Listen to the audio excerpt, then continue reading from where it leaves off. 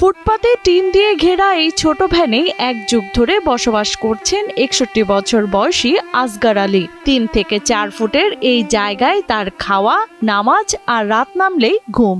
এইভাবে এই দীর্ঘ ১২ বছর এখানে পড়ে আছি। কেউ কোনোদিন আমার সাহায্য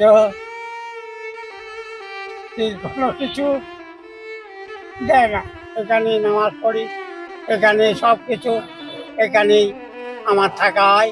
প্রতি মেরে হয়তো বসে থাকি, দিনে মানে বাইরে বসে থাকি।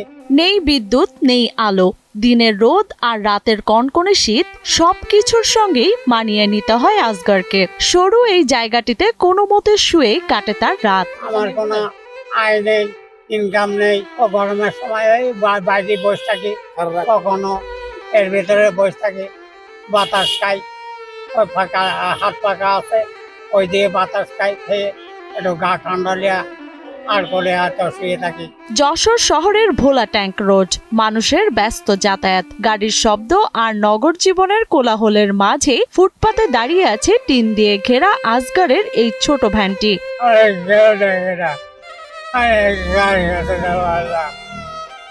কেউ ডাকে না, এখানে পড়ে আছি আমি যে এইভাবে থাকি। কেউ কোনোদিন খোঁজও করে না।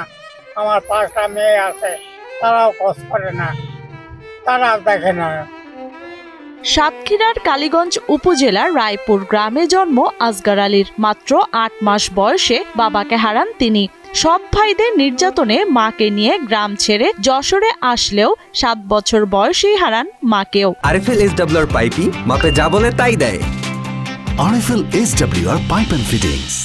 শৈশব কেটেছে হোটেল থেকে ভাতের ফ্যান চেয়ে খাওয়া আর এঁটো থালা ধুয়ে। আমার মা অসুস্থ হয়, অসুস্থ হওয়ার পরে সে কিছুদিন পরে মারা যায়।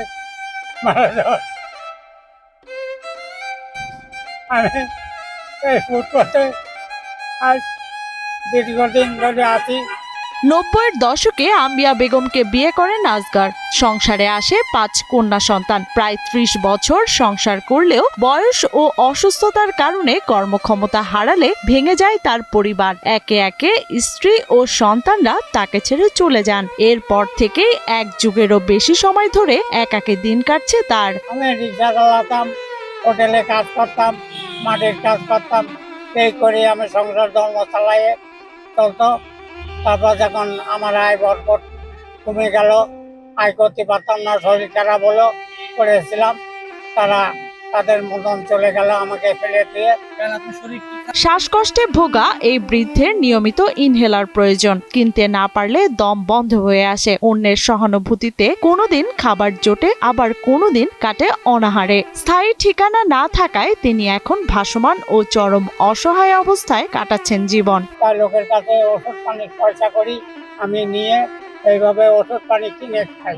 এইসব আমি এখন থাকতে পারি।